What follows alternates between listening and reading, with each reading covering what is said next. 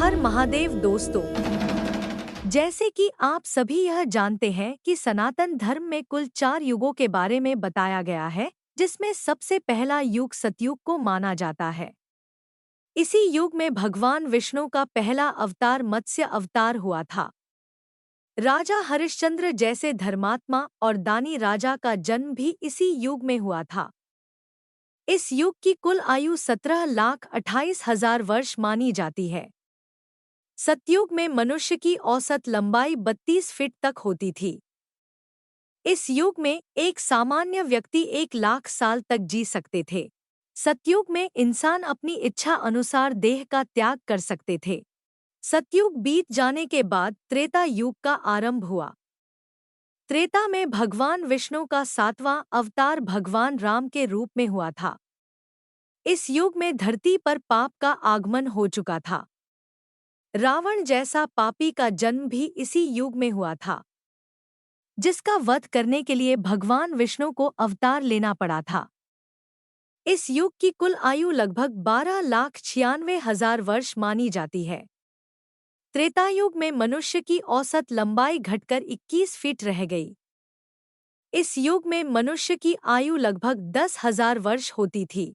इस युग में भी मनुष्य अपनी इच्छा अनुसार देह का त्याग कर सकते थे।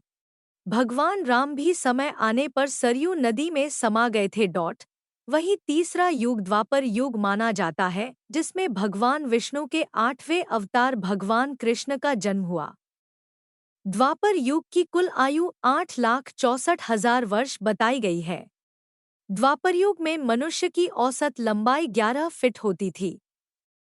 इस युग में एक सामान्य मनुष्य की आयु लगभग 1,000 वर्ष होती थी। और अभी कलयुग चल रहा है, जिसकी कुल आयु 4,32,000 वर्ष माना गया है। कलयुग में मनुष्य में लंबाई घटकर 5.5 फीट रह गई है। इस युग में सामान्य मानव की आयु 100 साल के आसपास रह गई है। विष्णु पुराण के अनुसार कलयुग में अभी इतने बुरे दिन आएंगे कि इंसान की लंबाई मात्र 4 इंच रह जाएगी और उनकी औसत उम्र घटकर 12 साल हो जाएगी। यह ऐसा समय होगा जब कलयुग चरम पर होगा और धर्म, सत्य व दया दूर दूर तक नामोनिशान नहीं होगा। इस युग में भगवान विष्णु का अंतिम अवतार कल्कि अवतार होना है। भगवान विष्णु का कल्कि अवतार लेते ही हनुमान जी, अश्वत्थामा और सप्तऋषि अपने असली रूप में प्रकट हो जाएंगे। वे सभी भगवान विष्णु के कल्कि अवतार को सपोर्ट करते नजर आएंगे। लेकिन आपको बता दूं कि अभी कलयुग के सिर्फ 5,124 वर्ष ही पूरे हुए हैं। इसीलिए कल्कि अवतार होने में अभी बहुत समय लगेगा।